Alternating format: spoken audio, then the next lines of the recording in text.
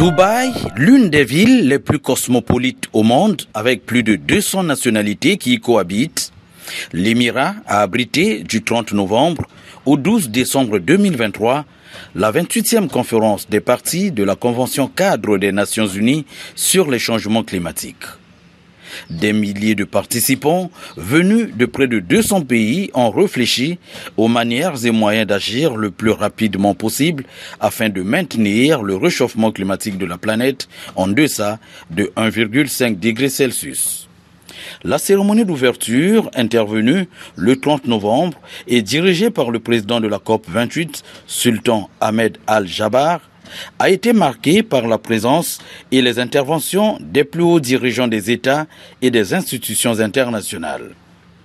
Et parmi les chefs d'État ayant pris la parole, du haut de la tribune de cette grand-messe climatique, se trouve le président congolais Denis Sassou Nguesso.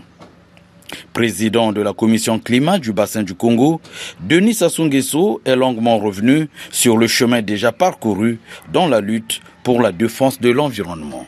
Je saisis cette opportunité pour réaffirmer le ferme engagement et la détermination de mon pays, la République du Congo, à participer activement à l'effort mondial de lutte contre les changements climatiques. Après l'accord de Paris, le rôle essentiel de nos forêts tropicales du bassin du Congo dans la régulation du climat a été enfin reconnu comme l'un des derniers poumons verts de la planète.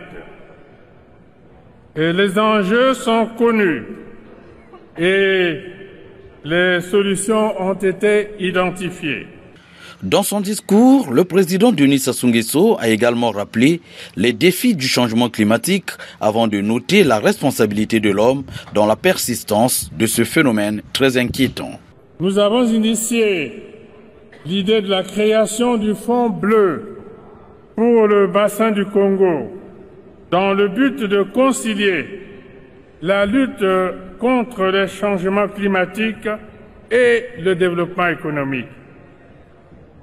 Persuadé de l'importance des solutions basées sur la nature pour atteindre les objectifs de développement durable, ainsi que ceux de la décennie des Nations Unies pour la restauration des écosystèmes, j'ai lancé, lors de la COP 27 à Sharm el-Sheikh, l'appel solennel à l'instauration d'une décennie mondiale de l'afforestation afin d'inverser le cours actuel de la destruction de nos forêts. C'est dans ce contexte que, 12 ans après sa première édition, mon pays a abrité en octobre dernier à Brazzaville le deuxième sommet des 3 bassins forestiers tropicaux et de biodiversité, à savoir l'Amazonie, le Bornéo-Mékong, Asie du Sud-Est et le Congo. Le deuxième sommet des 3 bassins tenu juste avant la COP28 et dont les conclusions posent véritablement les enjeux et les défis de l'épineuse question climatique. Les défis qui nous attendent sont considérables et ne cessent de croître d'année en année. Certains relèvent de notre propre responsabilité. Il nous revient de redoubler d'ardeur pour préserver ces derniers poumons de la planète et ces trésors de biodiversité que sont nos forêts tropicales.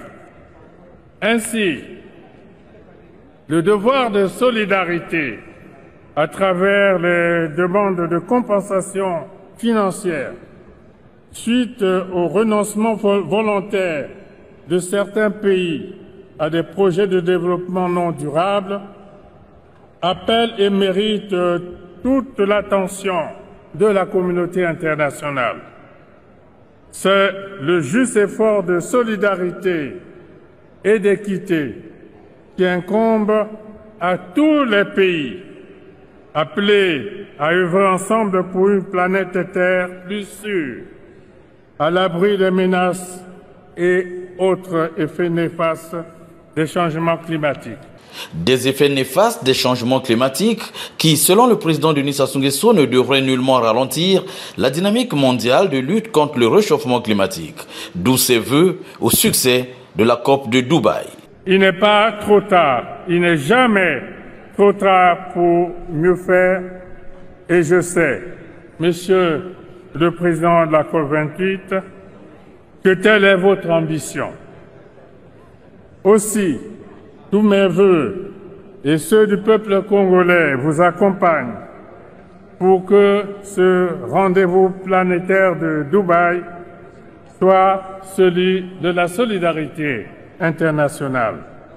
Ce combat, nous ne pouvons pas le perdre. N'oublions pas que l'histoire nous jugera sur la façon dont nous l'aurons mené. Thank you, Your Excellency. La cérémonie d'ouverture de la COP28 a été surtout marquée par la création d'un fonds pertes et dommages destiné aux pays vulnérables et les plus touchés par les catastrophes dues au dérèglement climatique. Et cela à la grande surprise et à la grande satisfaction des pays en développement. C'est une satisfaction totale. Déjà pour cette COP qui a commencé dès la première plénière par adopter justement le principe de la création du fonds, vous voyez, pour venir en aide aux pays qui souffrent des questions de changement climatique et qui subissent aussi le poids de ce changement. C'est déjà une très bonne chose. Et que le Congo soit représenté, c'est encore mieux. Les grands pays pollueurs sont ainsi appelés à disponibiliser une aide financière de plusieurs millions de dollars, soit 100 millions pour la France, suite à la proposition de la présidente de la Commission européenne, Ursula von der Leyen, 100 millions pour les Émirats arabes unis, 50 millions pour le Royaume-Uni, 17 pour les États-Unis et 10 millions pour le Japon. La liste n'est pas exhaustive. Adoption du document qui est sorti sur le financement des pertes et des préjudices.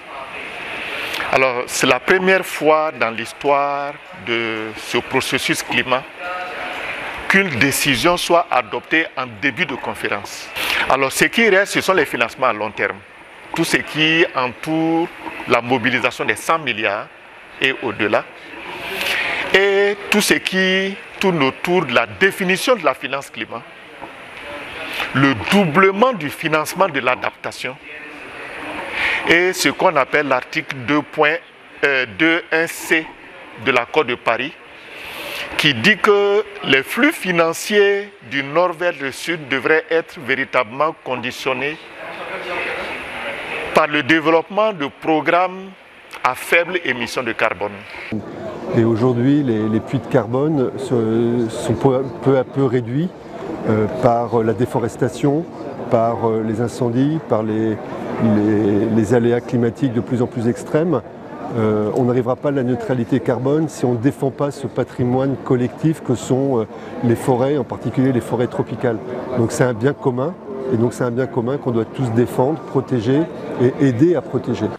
Avec la création de ce fonds pertes et dommages au premier jour de cette conférence sur le climat, la COP28 s'est ouverte avec une lueur d'espoir pour les pays en développement. Ainsi, après la cérémonie d'ouverture, les délégués et experts des pays présents à Dubaï ont engagé des négociations sur l'épineuse question des énergies fossiles, celles d'adaptation et d'atténuation, du genre, d'agriculture ainsi que de la transition écologique.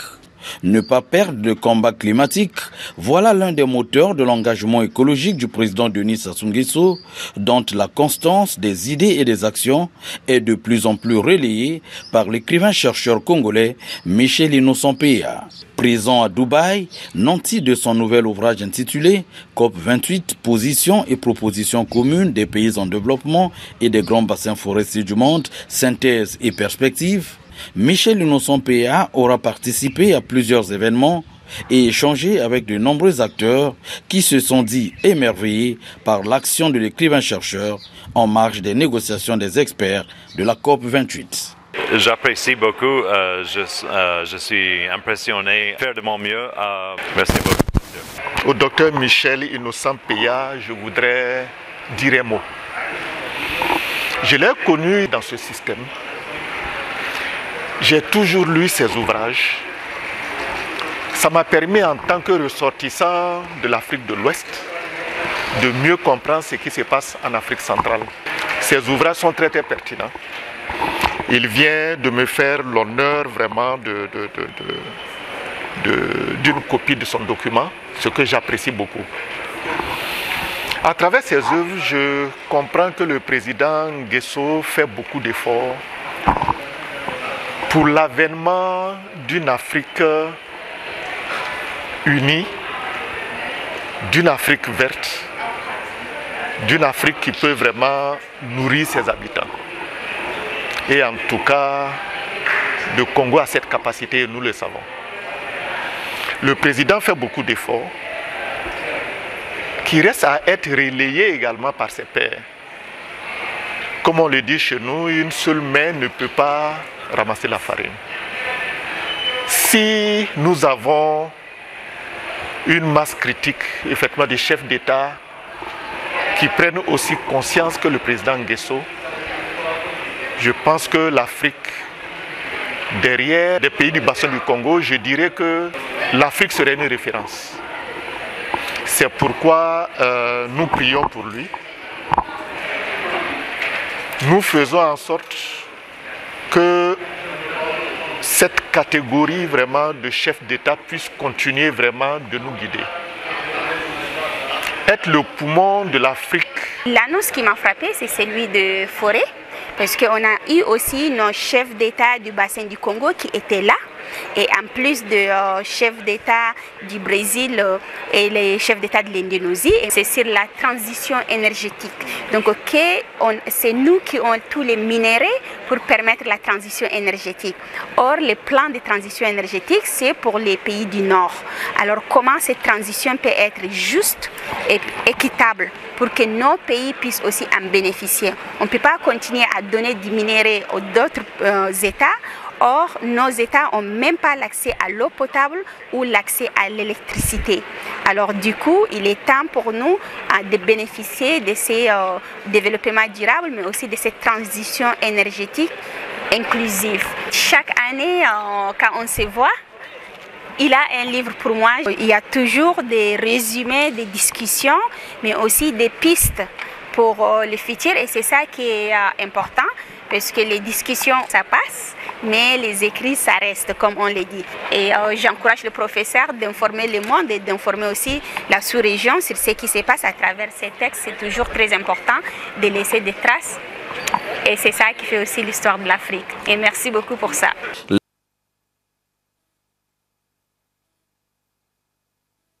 L'Afrique, qui est aujourd'hui à la croisée des chemins avec les catastrophes naturelles dues au changement climatique, espère sur l'implication de tous ses fils afin de relever les défis.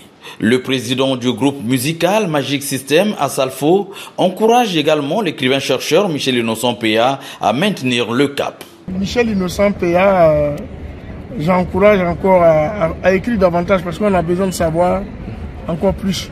Les Africains ont besoin d'être informés sur l'environnement. Les Africains ont besoin de se documenter. Donc avoir des personnes qui écrivent spécifiquement pour l'environnement, c'est quelque chose de bien. C'est pourquoi j'encourage l'auteur Michel Innocent Péa à continuer de nous fournir des œuvres comme celle-ci, parce que c'est important pour l'éducation de nos enfants, l'éducation environnementale. On encourage tous les pays, comme le Congo, à venir et à s'investir davantage, parce que le climat, c'est un défi pour tout le continent. Et vous savez que l'Afrique sera la première victime si nous ne nous prenons pas garde. Même si nous polluons moins, c'est nous qui sommes aujourd'hui la victime collatérale de tout ce qui peut arriver avec la détérioration de l'environnement. Donc, comme le Congo, tous les pays africains doivent être engagés pour la lutte contre le réchauffement climatique. Donc on a Dubaï, c'est pour ça. Merci aux autorités congolaises d'avoir permis aussi à une bonne délégation d'être là Et ça me fera plaisir de connaître davantage sur les 3 bassins parce que c'est aussi le poumon de l'Afrique. Nous nous réjouissons de ce qu'aujourd'hui, de plus en plus l'Afrique s'élève, l'Afrique se met debout et l'Afrique prend suffisamment sa place dans le combat écologique, dans le combat climatique. Et ici, nous avons vu la motivation de l'Afrique, nous avons vu la motivation de tous les pays africains. Et ce qui me réjouit, c'est la représentation de 100 jeunes venus des 100 pays en Afrique pour prendre part à ce rendez-vous climatique. Et c'est déjà une action forte dans le combat. Que le combat que le président Denis Sassou Nguesso est en train de mener au Congo-Brazzaville est un combat noble. Et je voudrais que tous les pays africains, tous les présidents africains essaient de s'inscrire dans cette logique. C'est vrai que déjà ça se fait partout en Afrique, mais il faut quand même que cela soit intensifié. Et je voudrais vraiment dire merci à monsieur le président Denis Sassou Nguesso pour ce combat noble qu'il mène pour le pays africain. Parce que ce combat n'est pas uniquement pour Congo, mais c'est pour tout le monde entier et particulièrement pour l'Afrique. Et l'ouvrage que nous tenons actuellement, nous allons le lire avec soin et essayer de le mettre en pratique. Ce que nous sommes en train de dire de façon orale va disparaître. Mais ce qui est écrit restera à l'éternité. Nous voudrons tout simplement lui dire merci d'avoir transcrit ce qu'il a reçu comme éducation, d'avoir pris un temps soit peu pour partager son expérience. Nous voudrons prier le bon Dieu qu'il soit toujours inspiré afin d'écrire. Et écrire, c'est enseigner, c'est transformer, c'est éduquer une nation. Nous pouvons tout simplement lui dire merci pour le combat qu'il mène pour le climat, le combat écologique. Le combat littéraire de Michel Innocent PA est la parfaite traduction du combat écologique mené par le président Denis Sassou Nguesso au profit de l'équilibre climatique mondial et pour le développement durable en Afrique. L'Afrique centrale a été honorée par le Congo. Je voudrais saluer ce que fait le docteur PA dans la sous-région. Voici un chercheur qui non seulement est de toutes les COP, a suivi le processus, mais nous alimente par ces documents. Mais il est important que nous avons besoin que beaucoup de chercheurs se mettent autour de cette dynamique et j'espère que très prochainement, j'encouragerai donc le docteur Michel Innocent PA de mettre en place un think tank justement pour toutes ces questions, afin que cela soit publié. Et il y a déjà non seulement un travail de traduction qui est fait en anglais, en espagnol, en français, et ça, on attendait de ces financements de la communauté internationale. Mais ils ne sont pas prêts à financer parce que c'est de nous le savoir. Mais là, il s'est organisé pour le mettre à la disposition des universités. Il revient maintenant aux chercheurs d'aller plus loin. Mais nous avons maintenant un référentiel aujourd'hui pour les COP. C'est remercier l'auteur de l'ouvrage parce que c'est une chance qui n'est pas donnée à n'importe qui, surtout quand on parle de la nature, de la préservation de nos écosystèmes. Je pense que nous le remercions dans un premier temps. Et secondo, c'est de dire à docteur de ne pas baisser les bras, de continuer ce combat, puisque c'est un combat noble, de continuer ce combat et accepter, comme il l'a toujours fait, de faire adhérer d'autres également, parce que nous aussi, nous allons lire cet ouvrage et je sais que c'est quelque chose qui va nous intéresser et qui va nous apporter beaucoup plus, parce que nous également, nous avons des forêts chez nous. Pour certains participants à la COP28, les œuvres de Michel Innocent PA sont de véritables actes prémonitoires de la manière dont le climat mondial se doit d'être régulé. Je voudrais féliciter d'abord le docteur Michel PA. C'est basé dans la recherche pour produire de telles documentations. Ce n'est pas chose facile. L'une des solutions que nous devons apporter pour espérer un changement. Et surtout dans ces contextes du changement climatique, c'est aussi la science. Et je pense que le docteur Michel PA l'a prouvé à travers tous ses ouvrages. Et là, il a même anticipé avec un ouvrage, le dernier opus, qui parle même de la COP28, où il a essayé déjà de résumer en tenant compte de tout ce qu'a été les COP passées. Il a résumé ce qui est que sera déjà la COP28. Donc c'est en quelque sorte un prophète et je pense que c'est encouragé. Nous sommes très ravis de recevoir ces propositions qui ont été développées par notre frère Michel Innocent Péa. En tout cas, il a fait une projection par rapport aux recommandations qui vont ressortir même de ces COP. Donc si on trouve vraiment nos frères qui donnent vraiment, qui écrivent sur la biodiversité, sur nos forêts. Vraiment, le bassin du Congo détient, en tout cas jusqu'aujourd'hui, et ils conservent jusqu'aujourd'hui la biodiversité de leurs forêts. Et ce n'est pas quelque chose que nous devons, en tout cas ça ne peut pas rester dans nos têtes ou dans nos bouches parler seulement, mais ça doit être écrit. Et l'innovation adoptée par notre frère, le chercheur Michel, cela vraiment vient même renforcer ça vient renforcer la vision de Sassou, même la vision de Tshisekedi.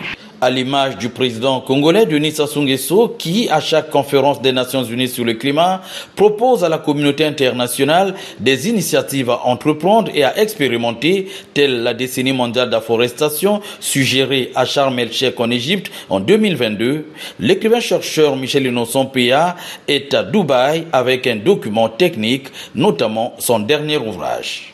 Il y a de la constance. Le professeur Péa est toujours présent au grand rendez-vous. Il ne vient pas comme les autres qui viennent juste pour être présents. Il vient chaque fois avec des contributions utiles, pertinentes, de haute facture intellectuelle pour pouvoir voir comment est-ce que le continent africain peut véritablement jouer son rôle de solution. Nous ne faisons pas partie de ce problème du changement climatique. Nous ne contribuons qu'à hauteur de 4% des émissions globales. Cumulativement, nous n'avons contribué historiquement qu'à hauteur de 3%. Pourtant, nous sommes porteurs de beaucoup de solutions. Et ces solutions-là passent notamment par les solutions basées sur la nature, puisque nos forêts, celles du bassin du Congo, jouent un rôle important dans la stabilisation du climat. Et ce rôle doit être reconnu, ce rôle doit être quantifié, ce rôle doit être valorisé et ce rôle doit être compensé. Je trouve formidable que ce genre d'ouvrage soit proposé à la COP28 et comme ça de manière tout à fait spontanée. Et je vais le lire avec intérêt. Le Congo-Brazzaville est volontaire en matière de tout ce qui est environnement. Je pense que dans certains domaines, il est pionnier. Grand moment d'échange et de réflexion autour de l'avenir climatique de la planète, la COP28 a rassemblé de nombreux spécialistes, non seulement du climat et de l'environnement, mais aussi de la communication et des médias, conscients des enjeux et des défis du combat climatique, ainsi que de la place de l'Afrique dans cette lutte mondiale. Eh bien, la question écologique, il faut que ça soit une priorité. L'Afrique maintenant, elle doit être unie pour faire barrage à ce changement climatique. Comme dit l'écrivain Innocent Péa, l'Afrique, elle est poignardée par le changement climatique, par le monde entier, et elle est aussi la plus vulnérable. C'est pour ça, l'heure est venue pour faire, pas pour faire le bilan est déjà fait. Tout le continent africain vit donc les conséquences désastreuses de ce climatique. Donc il est temps peut-être de faire des efforts et de faire respecter les engagements des uns et des autres. On croit vraiment qu'il faut investir davantage sur la nature, qui est notre meilleur capteur de CO2. Alors je vous encourage à continuer pour qu'on soit plusieurs à aller dans ce sens. Union, action, exécution, mais aussi et surtout financement, tels sont les maîtres mots ayant caractérisé cette COP28. L'ancien secrétaire d'État américain John Kerry et le secrétaire général des Nations Unies Antonio Guterres figurent parmi les personnalités qui ont reçu le nouvel ouvrage de l'écrivain-chercheur Michel Innocent Péa. Un écrivain dont les efforts de promotion et de vulgarisation du combat écologique du président Denis Sassou Nguesso et de la place du bassin du Congo dans la régulation du climat mondial ont suscité la reconnaissance de quelques compatriotes et de quelques parlementaires de l'Afrique centrale. Moi, je félicite déjà mon frère Innocent Péa. C'est un grand activiste qui nous accompagne dans l'action. Ses œuvres parlent. Il parle également des mécanismes que nous avons pensés au niveau des pays forestiers pour juguler les effets du changement climatique et enfin, il propose des solutions qui peuvent permettre à la communauté internationale, en prenant en compte ces bassins forestiers mondiaux, comment la communauté internationale peut arriver à baisser ces températures qui gênent, qui provoquent des événements extrêmes. Donc pour moi, c'est vraiment à féliciter et de savoir qu'un compatriote mène ce combat à travers l'écriture. Je crois que les livres de notre frère Michel Innocent Péa défendent les mêmes positions que le président de la République, donc notre Congo, que la sous-région. Et c'est donc une très bonne chose que nous puissions partager avec les autres les problèmes qu'il y a. Sur les questions d'atténuation, nous sommes beaucoup devant. Nous sommes leaders. Mais maintenant, il y a des problèmes d'adaptation. Et le Congo, l'Afrique centrale veut que les autres pays du monde, surtout ceux qui produisent les gaz à effet de serre, qui détruisent abondamment l'atmosphère, qu'eux prennent, donc viennent en aide aux pays qui souffrent mais qui ne produisent pas beaucoup de gaz à effet de serre. Donc c'est une très bonne chose que nous, Congolais, nous puissions prendre part active à ça, à tous les niveaux. Au niveau gouvernemental, vous avez vu, il y a le gouvernement, il y a le président de la République, il y a aussi nous, les parlementaires. Ici, je représente les parlementaires du bassin du Congo, donc de l'Afrique centrale. C'est un mouvement d'ensemble, une lutte d'ensemble. Battons-nous pour le meilleur du monde. En marge des négociations que nous suivons, on voit toujours un mouvement à côté, justement, conduit par le docteur Innocent Péa. Et c'est pour nous une fierté de constater qu'il y a des fils du pays qui pensent que toute l'œuvre que notre chef d'État mène en matière, il y a moyen de vulgariser ça. Voilà un peu ce que je peux vous dire par rapport à cet important travail que le docteur Innocent Péa a toujours fait. On le suit partout, mais je pense que c'est bien. Dans ses échanges avec des personnalités à Dubaï, Michel Innocent Péa a également reçu les félicitations et les encouragements de l'ambassadeur extraordinaire de la République démocratique du Congo aux Émirats arabes unis, Marinjeka Opombo. Je suis très contente de pouvoir les parcourir parce qu'au niveau diplomatique, parfois nous ne sommes pas très documentés. Ça constitue une documentation assez riche. Auteur de l'ouvrage Jeunesse et Destin, Michel Innocent Péa a été abordé par ses enfants dont l'âge varie entre 11 et 13 ans. Des enfants venus du Parlement des enfants de la Norvège. Ces derniers, à la curiosité très pointue, ont remis à Michel Innocent Péa leur rapport sur la situation des enfants dans le monde. Ils ont également souhaité la présence à la prochaine COP des enfants du Congo. Un message bien reçu par l'écrivain-chercheur congolais qui a mis à leur disposition son ouvrage intitulé « Jeunesse et Destin ». C'est le Parlement des enfants de Norvège. Les enfants viennent, mais ce n'est pas tout le monde qui vient. Est-ce que vous pouvez leur faire faveur que la prochaine fois, vous venez avec quelques enfants? Votre document est le bienvenu et nous vous encourageons parce que vous êtes l'avenir du monde. Vous représentez tous ceux qui n'ont pas eu la chance d'être ici à la COP28. Et vous avez le soutien de tous les autres enfants et de tous les autres jeunes qui sont dans leurs différents pays. C'est pourquoi nous vous encourageons. Donc je transmettrai votre rapport au président de la République et à la prochaine COP qu'il envoie les enfants et les jeunes comme vous. Merci beaucoup. Dans l'espoir que nous nous retrouvons à la prochaine COP. Au lendemain de cet échange, ces jeunes du Parlement des enfants norvégiens ont de nouveau rencontré l'écrivain-chercheur. À Michel Innocent Péa, ils ont proposé qu'il appose sa signature et quelques écrits sur ce ballon qui contient déjà les signatures de plusieurs autres personnalités œuvrant à la protection de l'environnement. Pendant que les pays en développement attendent impatiemment les financements pour passer aux énergies renouvelables et mener des projets de développement, certains acteurs de la COP demeurent sur les promesses. Et donc il faudrait véritablement mettre de l'argent. Aujourd'hui, on nous parle, donc, dans le cadre de l'article 12 du transfert de compétences, à vouloir renforcer encore les capacités des Africains. Mais jusqu'à quel moment on continuera à renforcer nos capacités? Nous avons besoin d'argent.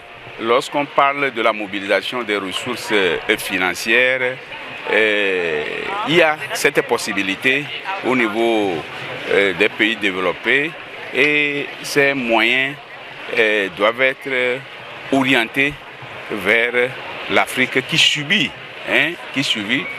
cette pollution, puisque nous, quand on parle de pollution, de ces problèmes climatiques, nous sommes les moins pollueurs.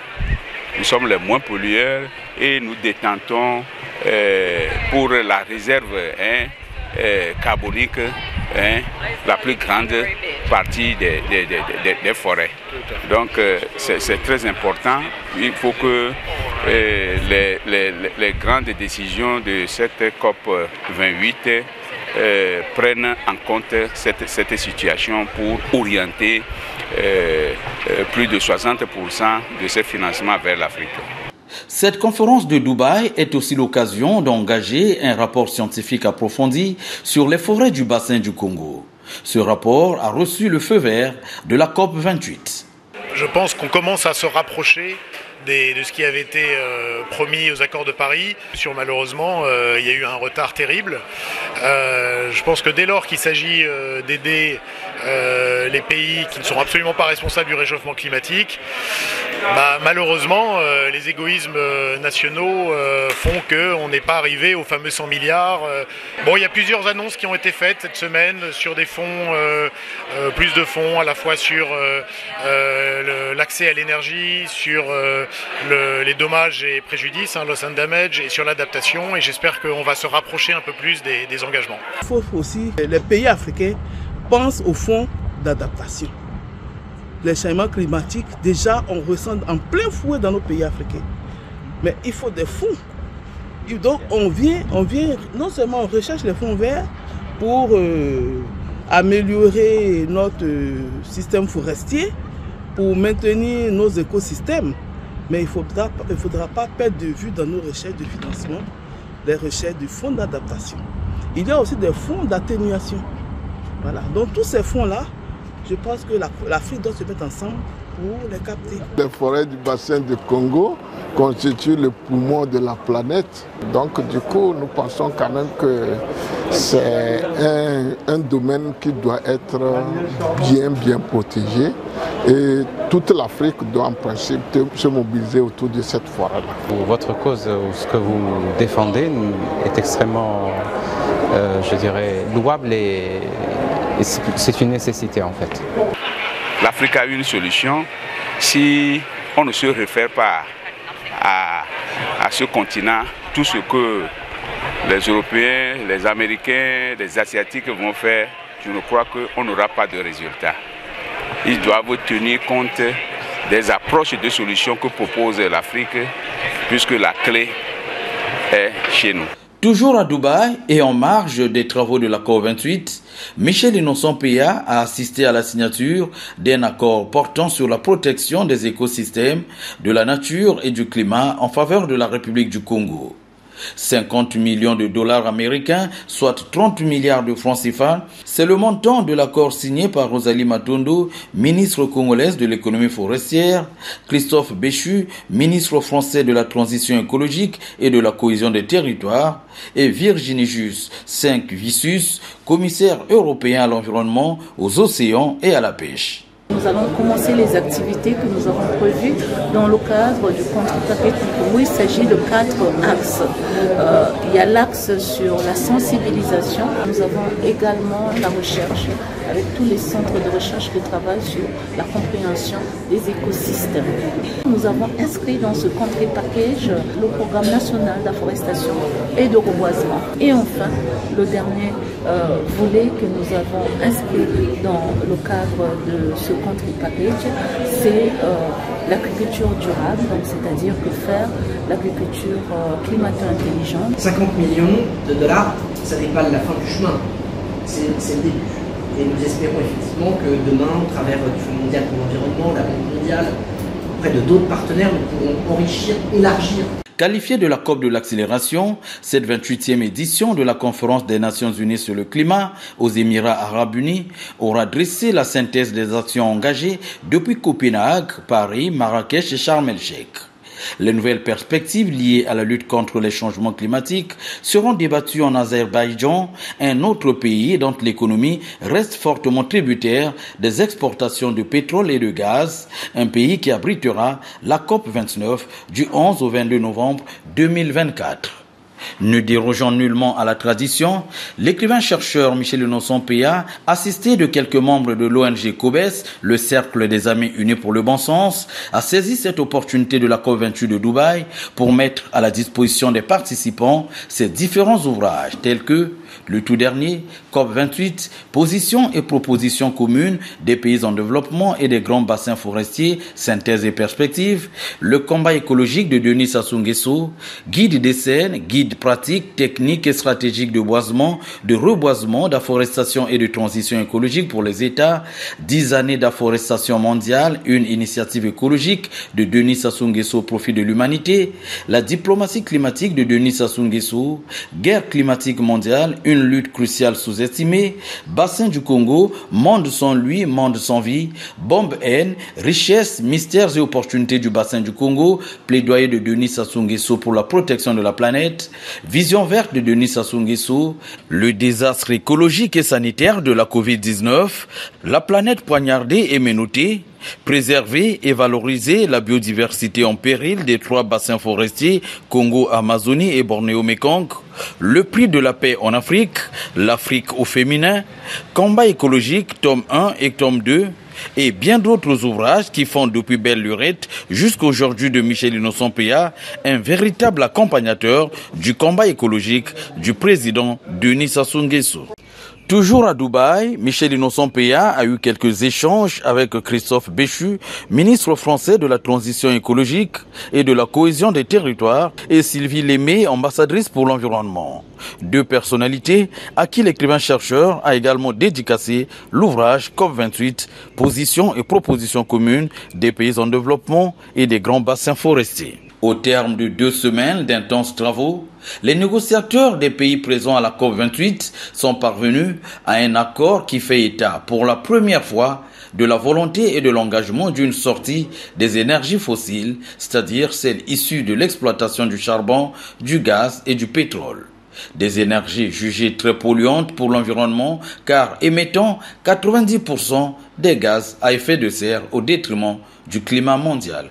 Autre conclusion importante de cette COP28, l'accord non contraignant signé par 118 États afin de tripler leurs énergies renouvelables d'ici à 2030. Et cela conformément aux recommandations de l'Agence internationale de l'énergie dont les principales missions sont la sécurité énergétique, le développement économique, la sensibilisation à l'environnement et l'engagement mondial. La Colombie, qui est le principal producteur des énergies fossiles en Amérique latine, a quant à elle signé le traité de non-prolifération de ces énergies fossiles. Il faut signaler que la clôture de cette COP28, prévue dans l'après-midi du 12 décembre, n'est intervenue que très tard dans la nuit à cause des contradictions sur les modalités d'application de l'accord relatif à la sortie des énergies fossiles. Les États se sont finalement accordés à une sortie progressive de ces combustibles. Please enjoy the rest of your stay here in the United Arab Emirates and safe travels to all. Thank you.